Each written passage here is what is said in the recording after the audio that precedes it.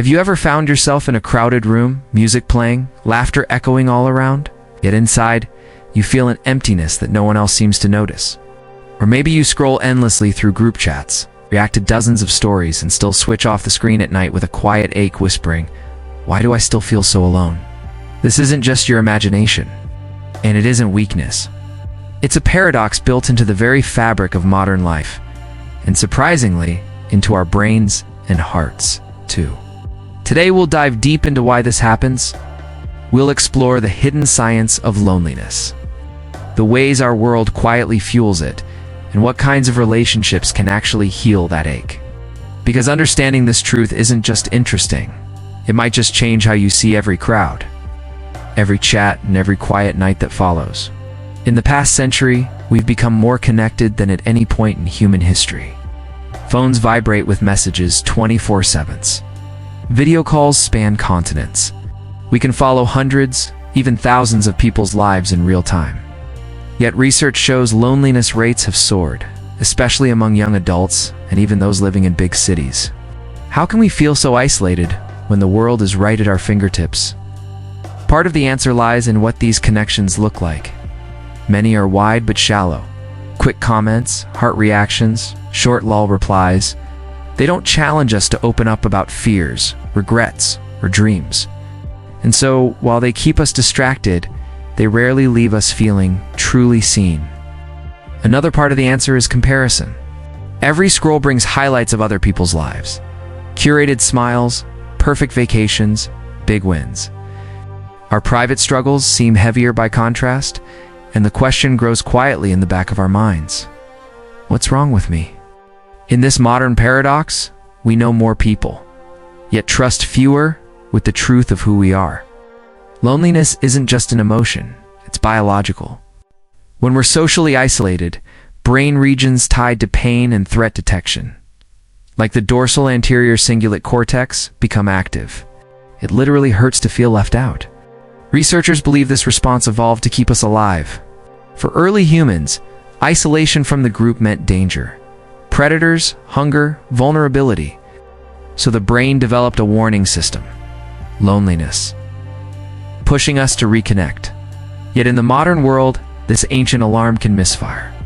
We might sit among colleagues or chat in a noisy cafe and still feel unseen, because the brain doesn't measure closeness by proximity alone.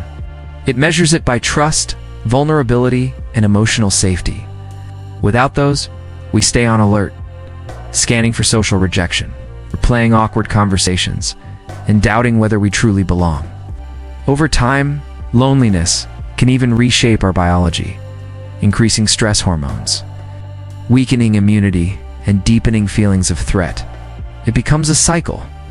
We feel lonely, become more sensitive to social threats, and withdraw, which makes us feel lonelier still. Imagine standing in the middle of a packed stadium, thousands cheering, lights flashing, yet feeling invisible. It happens because our minds don't register numbers. They register intimacy. Being surrounded by people doesn't satisfy our need for meaningful connection. We long for someone who knows our fears, understands our quirks, and listens without judgment. In crowds or even large social circles, interactions often stay on the surface. How have you been? Busy, you know? Well, same here anyway. These aren't empty words, but they rarely open the door to real closeness. We might leave the gathering smiling on the outside, but quieter and lonelier on the inside. True belonging isn't about numbers, it's about depth. A single, honest conversation can soothe more loneliness than 1,000 shallow ones ever could. Technology connects us instantly, but often at the cost of depth. Likes, comments, and streaks feel rewarding in the moment, but they rarely offer emotional warmth that lingers. Instead, technology can keep us in a loop of comparison, seeing everyone else's highlight reel, distraction, filling every quiet moment so we never sit with or share what we truly feel. Thin connection, fast replies without nuance, emojis instead of real expressions. And at night, when screens finally go dark, the silence can feel louder than ever. Yet it's not the screen itself that causes loneliness. It's how easily it tempts us to trade vulnerability and presence for speed and convenience. Used intentionally, for deeper talks, video calls, or planning real meetups, technology can be a lifeline. But left on autopilot, it becomes a band-aid over a deeper wound.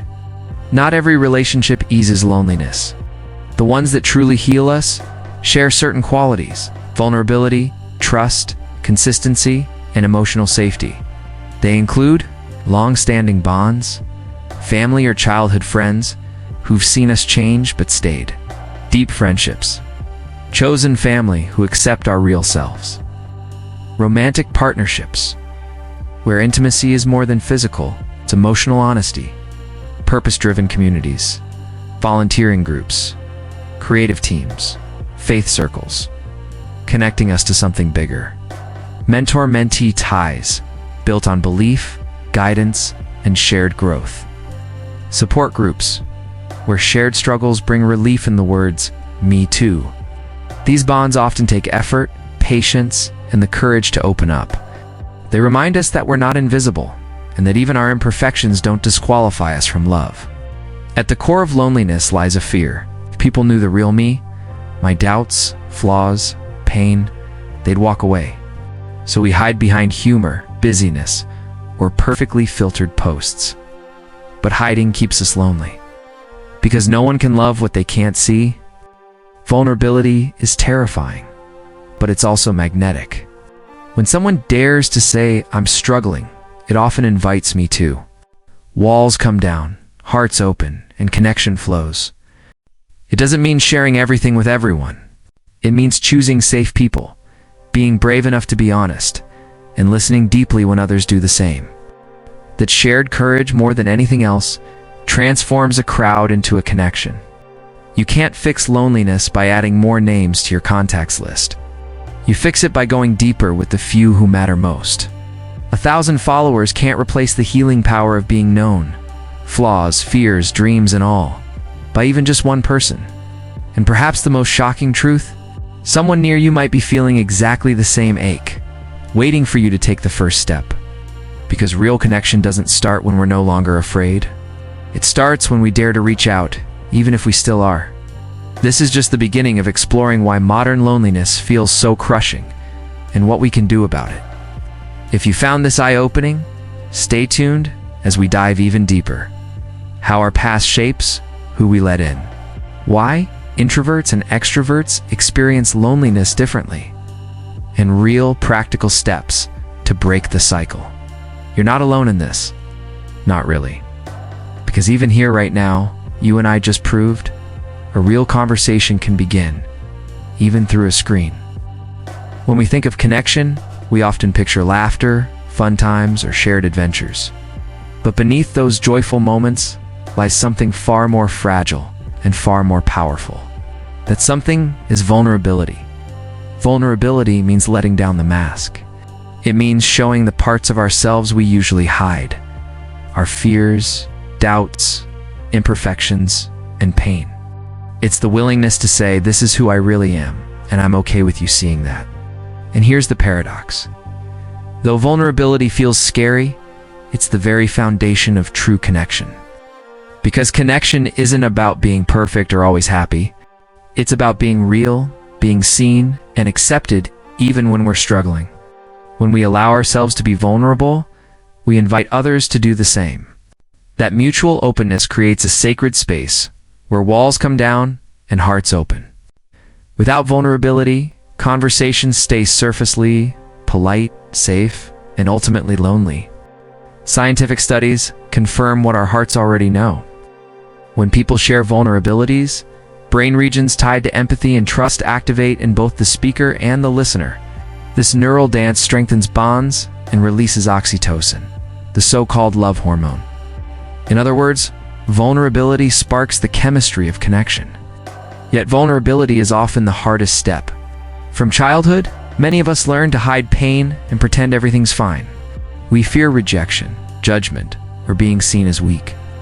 But true connection demands courage, the courage to risk being misunderstood or hurt, because the reward is a bond that's deep, authentic, and healing. In healthy relationships, vulnerability is met with compassion, not criticism. It's when you can share your darkest thoughts and still feel safe. It's when "I'm struggling" becomes a bridge, not a barrier. So how can we practice vulnerability? It starts small. Sharing a feeling instead of a fact. Asking for help instead of pretending you're okay. Expressing fears, hopes, or doubts, even when it feels uncomfortable. Over time, these small acts build trust and invite others to do the same. And here's the beautiful truth. Vulnerability doesn't push people away. It draws the right people closer. When we drop the act and show our real selves, we create space for genuine connection, the kind that heals loneliness like nothing else can.